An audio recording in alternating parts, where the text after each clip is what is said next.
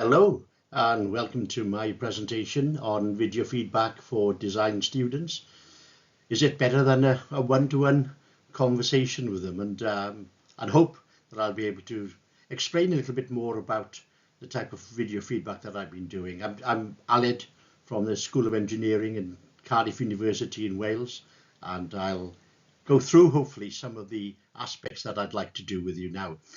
So I'm going to outline really what the problem concerns, why I've really chosen video feedback, to understand the best ways really preparing video feedback, some of the lessons I've learned over the last few years, the response from students, and maybe some advice and help at the end for anyone else who would like to continue in looking at the design of video feedback for their students. So I'll begin with just a brief introduction to myself. I'm a civil and structural engineer based in Cardiff in Wales in the UK, and I've used video feedback for quite a number of years, and this presentation really looks at what I've been doing for the last 5 years, just trying to explore and enhance really the student learning experience that we have here in Cardiff, and also the understanding that feedback is a really important part of the pedagogic learning methodology that we need to improve on with our students. So feedback really is what I'm interested in discussing with you today. So what is the problem? Well, really the problem is that we just simply need to improve our student learning through the use of feedback and students engaging with feedback. And what I find is that from past history, that only about 45% of our students were actually engaging with our feedback. They were really not too concerned with what was happening. A few things that I found during my time of creating feedback was that I would spend an inordinate amount of time doing written feedback for students. And when investigating how many were actually engaging with it, as I said, only about 45% were looking at the feedback. They were essentially only being accessed on our virtual learning environment if the marks were below expectations, what they didn't want basically, or they were looking for lost marks. So I tended to find that it was either the top students who were querying marks and how to improve, or those students who were quite poor and did not believe that their submissions were of a low standard. And so the middle ground, possibly the 80 to 90% of students, simply didn't engage with it. They were quite happy in just having the mark. But the feedback itself, it's so important for students to engage with. And so I've been endeavouring to develop our feedback to make it more engaging, useful, informative, constructive for students to use. The second area which I found with staff within the school was that the effort of creating the feedback, coupled by the lack of engagement with the students, simply made staff quite concerned and disillusioned really by the whole creation of feedback. If students are not engaging with it, then why are we bothering to do it? And so I began looking at all of this and really trying to change my type of feedback, not just explaining what was good and bad, but also trying to relate it to skills of self-improvement, developing their own learning, understanding their own self-efficiency in the matter. And so it's been quite difficult with students to move away from just marks, but to understand the development of themselves and their learning journey, not just in university life, but for the rest of their careers. So that's the problem, and hopefully you'll see what I've been trying to do with feedback. Now, a couple of things in terms of the pedagogy of feedback. It needs to be relevant. And we tend to find that what happens is that what we think is feedback is not necessarily what students think is feedback. And so that relevance of what they're interested in is really important for us to understand how and what students would like to have as feedback. It's really quite easy to say good or bad in our feedback, but we need to be as constructive as possible. And so it's that explanation around what was good and what was bad, the context and ways of improvement. It also needs to be accessible so that all students are able to engage with feedback when it suits them, that it offers them the opportunities to have it and to re-examine it and to look at it again and again as they so wish. And so that accessibility, possibly the permanence, is really important for students as well. And it does need to come at the right time for students. There's no point in having things which are maybe days, weeks or months after the event, especially if we're trying to make sure that the feedback that they're given is used in their own development in further assessments down the line. So they need to be relevant, constructive, accessible and timely. So why have I chosen video feedback?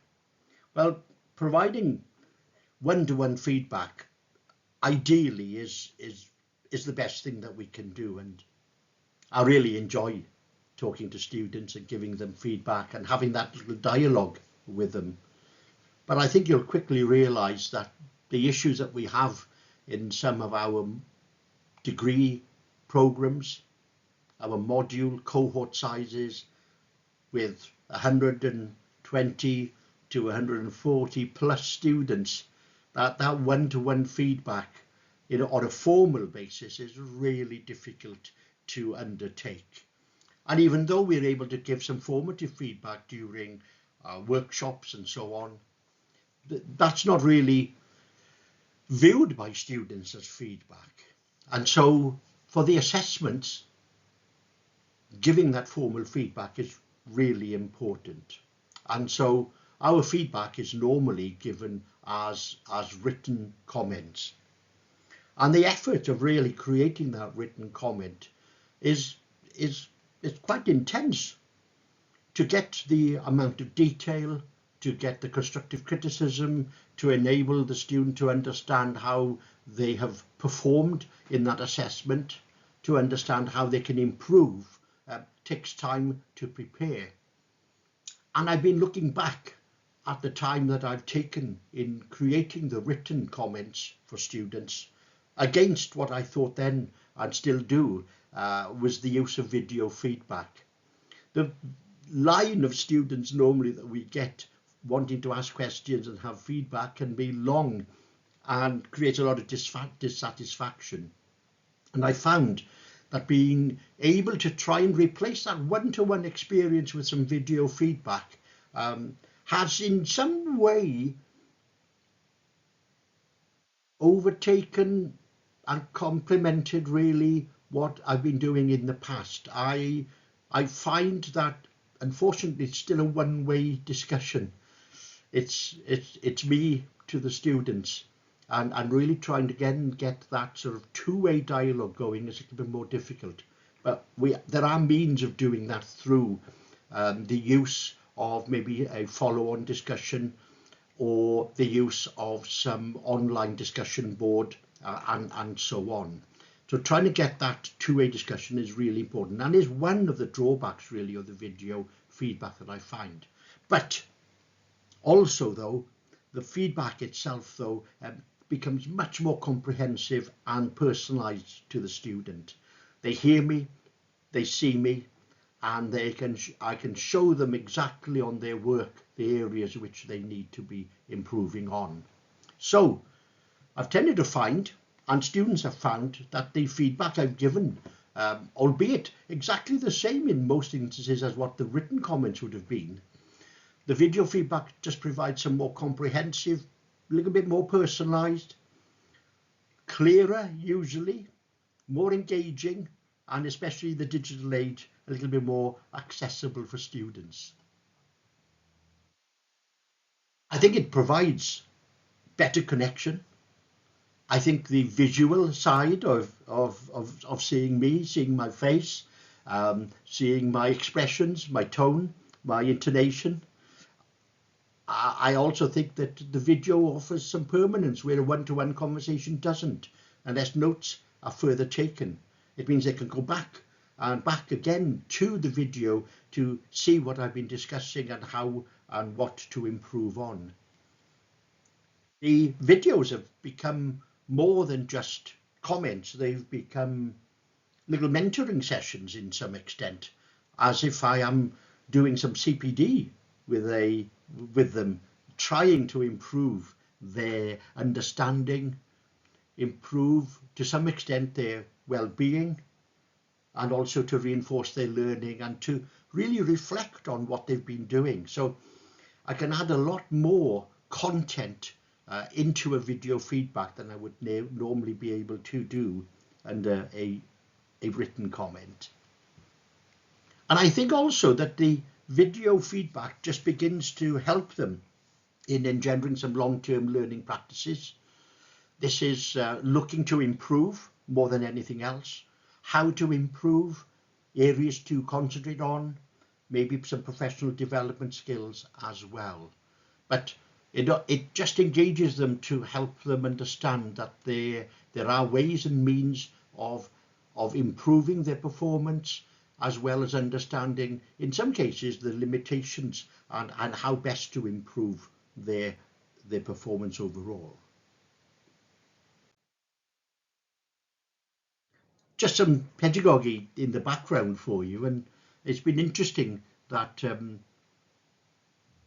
really the mindset of students is quite an interesting area to look at. And if we're looking at here at the mindset as developed by Took, this is talking about individuals. This is not just about students, by the way, but this is a mindset that people have, a fixed mindset, being someone who's really not looking to change, happy with what they're doing, forming barriers to learning. Really, effort is not important. It won't change anything, and really trying to avoid any challenges, and that fixed mindset can be quite difficult. Students, however, also have a growth mindset, and that's where we're able to develop and improve ourselves. We can look at barriers and understand how to overcome them, and understanding also that effort and challenge do equate with success and development. And in providing that feedback, I have to be careful in understanding really some of the mindsets, and so I try very carefully to structure the feedback around both of these mindsets within students. This does come from a well-known area of equity, agency and transparency, and this is EAT 2016, and it really talks about how students come to co-own their programs with lecturers and see themselves as active contributors to the assessment feedback process, rather than assessment as being something that's being done to them. And so engaging them in this feedback, engaging them prior to that as well in what type of feedback they wish to have, really can help change the student mindset to engage better with feedback and to undertake the development of their learning skills. So that's a little bit of background. So what do we find out and what do we do? Well, in Cardiff University, we use a video editing software and recording software called Panopto, which is absolutely great. But big questions I get tend to be asked is it too time consuming? Aled, why are you doing this? Isn't it just more effort for staff? And staff do tend to think about it as being taking far too long to prepare. Well, my experience of this is that actually compared to normal well-written feedback, and I don't mean the creation of a couple of sentences, but this is good feedback, constructive, forward-thinking, forward-feeding. It doesn't take any longer to prepare. I would say, however, that making sure that you have notes in readiness for creating the video is really important. The videos themselves provide far more detail than I can write usually. It's got more density of information really set within it. And the videos really, I think, help inclusivity, and it just gives a different way of providing feedback, a little bit more rich and diverse than normal written work. So, a couple of things though, it's never quite perfect, and even in the 5 years I've been doing it, I've been finding it difficult. There's really quite poor integration between our Panopto and our virtual learning environment. Distributing the video feedback can be quite time consuming, and really having a sort of one-click solution between the recording and the giving to the students would be quite excellent. So that linkage is really important. And having some automation to the system, even though I find now that far more students actually access the video, and I'll show you in a minute what the impact has been, I would love it to be sort of automated in some way, that students are reminded that the feedback is there for them and that they should be accessing it. So some student responses. So really what I've found from all of these responses is that students may actually disagree or not agree with a mark, but they understand why they've had it. I've been able to better explain the areas in which they can improve. I can better explain ways of developing their thinking, evaluation, synthesis, and so on. And so the feedback was very critical, but I thank you for it. Enjoyed listening to your video. This has given me a clear approach to the interpretation, sort of joining the dots. And it's not always sugar-coated. Tend to be quite straight with students and what I think and what they actually need to be doing. And really the video itself, with me physically showing to them on the video the annotations explaining the areas specifically in the reports that they need to work on or develop, are really quite useful for students to look at. And some more student responses here, but if we see here, what the students are actually getting is not just a little bit of written feedback, annotations of their work, which is sort of my guide to the preparation and the delivery, but they get to see me. They also get to see some notes and some marking criteria that comes back to them. And I'm not discussing really all of those aspects with you now, but really they get quite a lot of information coming back. And I think part of this student responses is that they find it to be really useful, they find it to be engaging, and they see that I've cared enough to actually want to help them to improve their performance. And it really is important. So a little bit of outcome and advice for you. Keep feedback videos as short and pertinent. 3 to 5 minutes for an individual is ideal. But preparing your videos is really important. Have all the information you need so that you can talk quite clearly, and keep your comments simple and clear. I found that engagement with my feedback from some modules went up from about 40% to over 90%. This is true now of many colleagues across schools in the university that have adopted this video feedback. Student feedback actually improved our satisfaction rates as well, with some modules going up from 74% to 97%. It's been highly praised by students, and we get far less challenge on marks themselves. So just to summarise then quickly for you, where students may have previously challenged marks, these videos give far more comprehensive reasoning and advice on how to improve their performance. I've sort of morphed over the years into emphasising that maybe effort and practice rather than just ability is important. Practicing, developing their skills is really important, and it's a great when thinking about inclusivity in your design. So I'll say and finish off by just saying, try video feedback. Students will thank you for your efforts. Is it better than one-to-one? It's when we can't do one-to-one, that's when this is better. So thank you very much. Diolch yn fawr i chi. And I'm Aled from Cardiff University. And just to finish off, here are a few of the bibliography's background to some of the slides and some of the discussions that I've had with you. So thank you very much. Cheers. Bye bye.